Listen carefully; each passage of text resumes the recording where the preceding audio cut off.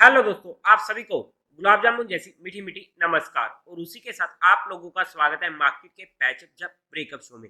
आज के दिन एक तो हम डिस्कस करेंगे हमारी मार्केट को, और मंडे के दिन होने वाली है बैंकेक्स और मिड कैप निफ्टी की एक्सपायरी। तो क्या वहां पर कोई हीरो जीरो ट्रेड जनरेट हो सकती है और कैसी रहेगी इस वीक पर मार्केट, उन सभी पॉइंट्स को कवर आउट करने की कोशिश करेंगे। और उसी के साथ साथ कल के दिन होने वाली है 3 आईपीओ की क्लोजिंग। वहां पर गोपाल नमकीन मेन लाइन आईपीओ और 2 SME IPO, Kora fine diamond jewellery and Shri Karni Fabco. तो क्या रहेगा इसमें मेरा पर्सनल एंड फाइनल डिसीजन और क्या है इनकी रैंकिंग, उसे स्टडी आउट करने की कोशिश करेंगे। तो अभी से इस वीडियो को लाइक और चैनल को सब्सक्राइब कर दीजिएगा। अगर हम सबसे पहले फ्राइडे के दिन का थर्सडे के दिन का एफआई और डीआई डाटा देखते हैं, तो डीआई ने 2600 करोड़ की बाइंग करी है और वहीं पर एफआई ने 7300 करोड़ की बाइंग करी है। नेट में बाइंग का फिगर एक मेजर फिगर है जो हमारे लिए और मार्केट के लिए पॉजिटिव हो जाता है। उसी के साथ साथ अगर हम सबसे पहले आईपीओ की रैंकिंग की बात कर लेते हैं, तो 11 और 12 दोनों दिन के आईपीओ की रैंकिंग को एक साथ देखते हैं, क्योंकि जो भी पैसा इन 4 आईपीओ में ब्लॉक होगा वो पैसा हम बाकी इन 3 आईपीओ में से किसी में भी यूज नहीं कर पाएंगे। कौन कौन से होने वाले? पहला Gopal Namkeen, second Pune e stocking blocking, Kora fine diamond and Shri Karni Fabco. जो भी पैसा कल के दिन ब्लॉक होगा, यानी कि 11 तारीख जिनकी लास्ट डेट होने वाली है 3 आईपीओ की, तो वो पैसा अगर आईपीओ लॉट नहीं होता तो हमारे पास जो 13 को क्लोज होने वाला है प्रथम ईपीसी प्रोजेक्ट, उसके लिए वो पैसा अनब्लॉक हो जाएगा। तो इस पॉइंट का ध्यान रख लीजिएगा। बट फिर भी अगर मैं प्रथम ईपीसी प्रोजेक्ट को भी साथ में इंक्लूड कर लेता हूँ कि क्या रैंकिंग बनकर आती है, तो पहली रैंकिंग पर बनकर आता है मेरे लिए प्रथम ईपीसी का प्रोजेक्ट, जो मुझे सबसे अच्छा लग रहा है। ये वाला आईपीओ। सेकंड आना है श्री करनी फैबकॉम का। थर्ड पर आएगा पुणे ई स्टॉक ब्रोकिंग। और फोर्थ में आएगा गोपाल नमकीन। और फोर्थ पर मैंने कोरा फाइन डायमंड ज्वेलरी को क्यों नहीं लिया है, क्योंकि इसका जीएमपी काफी अच्छा में देखने को मिल रहा है। बट मैं इसको फिफ्थ रैंकिंग पर इसलिए रख रहा हूँ क्योंकि यहाँ पर हमारा रिस्क भी काफी ज्यादा है और रिवॉर्ड भी काफी अच्छा हमको देखने को मिल सकता है। दोनों फैक्टर्स में हमारा रिस्क रिवॉर्ड रेशो काफी ज्यादा हो चुका है इस आईपीओ में। तो उन सभी फैक्टर्स को इंक्लूड करते हुए सिर्फ जीएमपी को ही इंक्लूड नहीं किया मैंने। कंपनी का काम, कंपनी का फाइनेंशियल, कंपनी के फंडामेंटल, कंपनी का सेगमेंट, हर चीज को इंक्लूड करते हुए मैंने यहाँ पर रैंकिंग बनाने की कोशिश करी है।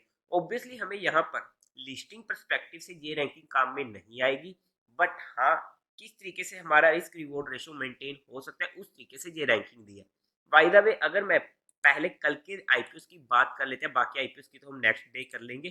तो सबसे पहले अगर मैं गोपाल नमकीन मेनलाइन आईपीओ की बात करूं, तो थोड़ा सा ध्यान से समझिएगा। अगर हम डिफेंसिव है या मैं अगर डिफेंसिव हूं, तो मैं इस आईपीओ को इजीली अवॉइड कर देता, स्पेशली एचएनआई कैटेगरी से। क्योंकि जिस तरीके से ना थोड़ा सा मार्केट का, आईपीओ मार्केट का, सिर्फ और सिर्फ आईपीओ मार्केट का मूड माहौल बिगड़ा हुआ है, तो वहां पर अगर मुझे थोड़ा सा रिस्क लगता है कि मैं बिल्कुल भी लॉस में नहीं जाना चाहता हूं, तो मैं इस आईपीओ को इजीली थोड़ा सा अवॉइड कर देता। और जब तक आईपीओ मार्केट का मूड माहौल नहीं सुधरता है, तो मैं थोड़ा सा वहां पर ध्यान से काम करता किसी भी आईपीओ में। क्योंकि सभी आईपीओ का, स्पेशली मेनलाइन आईपीओ का जीएमपी काफी ज्यादा कम होते हुए देखने को मिला है जब से पिछले कुछ रिसेंट आईपीओ की लिस्टिंग हुई है। जिनमें एक था मुक्का प्रोटीन, एक्सपेक्टेशन लिस्टिंग थी 100% के ऊपर की, बट लिस्ट होता है 40% के करीब का। सेकेंडली एक एसएमई आईपीओ एमवी के एग्रो फूड, चलो डिस्काउंट में ओपन हुआ मानना, बट डिस्काउंट में भी काफी ज्यादा ओपन हुआ था 35% के करीब का, जो फिर से एक मेजर पेन देने वाला काम हो जाता है। तो ऐसे में ना आईपीओ का थोड़ा मूड माहौल बिगड़ा हुआ है, तो ऐसे में हमें थोड़ा सोच समझ के काम करना पड़ेगा। पर्सनली मैं अपने डिसीजन की बात करूं, बीइंग एग्रेसिव होकर मैं इस आईपीओ को रिटेल कैटेगरी में अप्लाई करने वाला हूं। बट अगर मुझे एचएनआई में अप्लाई करना होता, बट मैं करूंगा नहीं इस आईपीओ को जब तक मार्केट का मूड मूड नहीं सुधरता, क्योंकि एक अच्छी अमाउंट वहां पर लगती है एचएनआई कैटेगरी में। तो अगर मुझे क्वालिफाइड की तरफ से 20x का और एचएनआई की तरफ से 30x का सब्सक्रिप्शन मिनिमम देखने को मिल जाता, तो मैं इस आईपीओ को एचएनआई कैटेगरी में बीइंग एन हाईली एग्रेसिव होकर अप्लाई करता। बट बीइंग एन एग्रेसिव होकर मैं इस आईपीओ को इजीली रिटेल कैटेगरी में अप्लाई करने वाला हूँ। ये मेरा पर्सनल डिसीजन होने वाला है एजुकेशन पर्पज। और उसी के साथ साथ अगर मैं बात करूं श्री करनी फैबकॉम एसएमई आईपीओ की, तो मैं इस आईपीओ को इजीली अपने हर फैमिली मेंबर के अकाउंट से अप्लाई करने वाला हूँ। और ऐसा डिसीजन क्यों है वो आप लोगों को इस आईपीओ की रिव्यू वीडियो में पता लग जाएगा। थर्डली अगर मैं बात करूं कोरा फाइन डायमंड ज्वेलरी की, तो सबसे पहला पॉइंट तो आ जाता है इसमें कि हमें इतनी अच्छी सब्सक्रिप्शन ऑलरेडी देखने को मिल चुकी है। क्योंकि 38x in HNI and retail category में ऑलमोस्ट 200x तक पहुंच चुका है। तो क्या ये आईपीओ काफी मोटा प्रॉफिट देगा? अब देगा या नहीं देगा वो किसी को भी नहीं मालूम, बट दे सकता है। और इतनी अच्छी सब्सक्रिप्शन हमें इसलिए देखने को मिल रही है क्योंकि आईपीओ का साइज सिर्फ और सिर्फ काफी छोटा है, 5 करोड़ के करीब का है। तो ऐसे में सब्सक्रिप्शन इसमें हमें काफी ज्यादा देखने को मिलेगी। और अगर एचएनआई की तरफ से 500x की सब्सक्रिप्शन देखने को मिल जाती है, तब जाकर मैं इस आईपीओ को बीइंग ए हाईली अग्रेसिव होकर अप्लाई कर सकता हूँ। बीइंग ए अग्रेसिव होकर मैं इस आईपीओ को इजीली अवॉइड कर देता हूँ। बट ये तीनों आईपीओ में मेरे पर्सनल डिसीजन होने वाले हैं, जो मैंने आप लोगों के साथ educational and learning perspective study किया है। आप लोग अपने रिस्क फैक्टर और अपने माइंडसेट के अकॉर्डिंग, क्योंकि हर किसी का रिस्क फैक्टर अलग अलग होता है, तो आप अपने अकॉर्डिंग अपने फाइनेंशियल एडवाइजर से कंसल्ट करके कोई फाइनल डिसीजन बनाइएगा और अपने डिसीजन को कमेंट सेक्शन में जरूर बता दीजिएगा। बाय द वे, मंडे के दिन किसी भी आईपीओ की लिस्टिंग नहीं होने वाली है। अब अगर हम मार्केट की बात कर लेते हैं, तो मार्केट जब खुलती है तो एक छोटी सी रेंज में फंस रही है पिछले 1-2 दिनों से। तो वहां पर कल के लिए हमारे लिए इंपोर्टेंट स्पोर्ट निफ्टी में होने वाली 22,420 के पास की, जहाँ आप राउंड ऑफ में 400 का लेवल मान सकते हो, ये हमारे लिए इंपोर्टेंट स्पोर्ट होने वाली है। अगर मार्केट 22,520 के ऊपर निकलता है, 525 के, तो वहां पर हमें ऊपर की साइड की मूवमेंट देखने को मिल सकती है, एक छोटे से 30 पॉइंट के स्टॉप लॉस के साथ। बट अगर मार्केट एक मेजर गैप अप हो जाता है, फिर मैं वहां पर वेट एंड वॉच ही करूंगा और अपने लेवल्स के आने का वेट करूंगा, तभी मैं वहां पर कोई काम करूंगा। अदरवाइज अगर मुझे मेरे लेवल्स के अकॉर्डिंग कोई ट्रेड नहीं मिलती है, तो मैं वहां पर इजीली अवॉइड कर दूंगा, कोई दिक्कत वाली बात नहीं है। बट अगर हमारी एंट्री होती हुई है तो हमारा 30 पॉइंट से ज्यादा का स्टॉप लॉस नहीं होना चाहिए।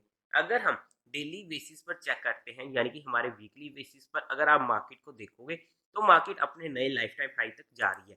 अब ऊपर की साइड कहां पर ये अपना टॉप बनाएगी उसका कोई भी आइडिया हम नहीं लगा सकते हैं।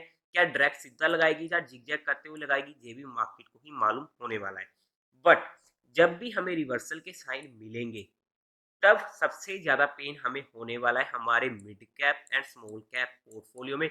जो जनरली हमारा कैश का पोर्टफोलियो होता है, वहां पर हमें सबसे ज्यादा दिक्कत हो सकती है और वहां पर अच्छी खासी प्रॉफिट बुकिंग देखने को मिल सकती है।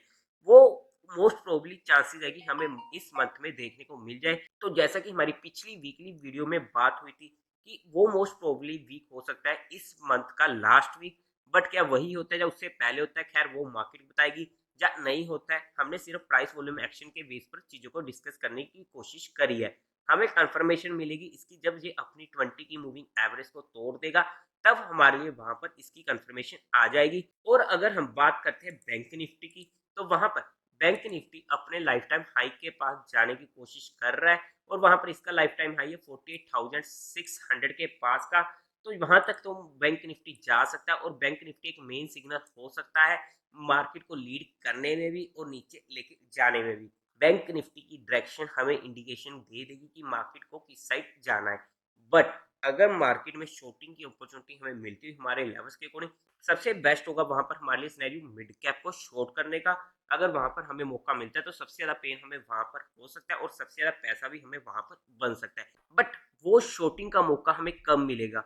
वो हमें तभी मिलेगा जब मार्केट में हमें कंफर्मेशन मिलेगी, तभी हम वहां पर कोई भी काम करेंगे। वरना काफी बार अगर हम इन एंटीसिपेशनली कोई काम करते हैं तो हमें काफी ज्यादा दिक्कतें हो जाती है। इसलिए कंफर्मेशन का वेट करना जरूरी है, क्योंकि मार्केट ऑलरेडी सीधा ऊपर की डायरेक्शन में जाने की कोशिश कर रहा है और इसने अभी तक अपना टॉप नहीं बनाया है। और मार्केट अपना टॉप कहां पर बनाएगी इसका कोई भी कुछ भी आइडिया नहीं लगा सकता है। इसलिए जब तक हमें कंफर्मेशन नहीं मिलती है, तब तक के लिए हमें बिना फालतू में एटलीस्ट शॉर्ट्स को कैरी तो नहीं करना है। और अगर हम इंट्राडे पर्सपेक्टिव शॉर्ट कर रहे हैं या लॉन्ग भी कर रहे हैं, तो हमें हमारे स्ट्रिक्ट स्टॉप लॉस को फॉलो करना पड़ेगा। बाय द वे, अगर मिड कैप निफ्टी या फिर बैंकेक्स में कोई भी हीरो जीरो का मौका मिलता है, तो मैं आप लोगों को टेलीग्राम चैनल पर अपडेट कर दूंगा। टेलीग्राम चैनल का लिंक आपको डिस्क्रिप्शन में मिल जाएगा। और उसी के साथ साथ आप लोगों को म्यूचुअल फंड में या इंश्योरेंस सेगमेंट में कोई भी हेल्प की रिक्वायरमेंट है, या आप लोग चाहते हो कि being a mutual fund distributor हम आपका पैसा मैनेज करने में आपकी हेल्प करें, तो आपको डिस्क्रिप्शन में मेरा नंबर मिल जाएगा, आप मुझसे कांटेक्ट कर सकते हैं। बाय द वे, हमने यहाँ पर जितनी भी चीजें डिस्कस करी हैं वो सिर्फ एजुकेशन, लर्निंग और केस स्टडी पर्सपेक्टिव करी है। यहाँ पर किसी भी तरीके की हमने कोई भी इन्वेस्टमेंट टिप या एडवाइस नहीं दी है। फिर भी अगर आप लोगों को कोई भी काम करना, तो एक बार अपने फाइनेंशियल एडवाइजर से कंसल्ट जरूर कर लीजिएगा। तो देवी और सज्जनों, उम्मीद है आप लोगों को ये वीडियो अच्छी लगी होगी, तो इस वीडियो को लाइक कीजिएगा, शेयर कीजिएगा और साथ ही साथ चैनल को सब्सक्राइब करें। हर हर महादेव।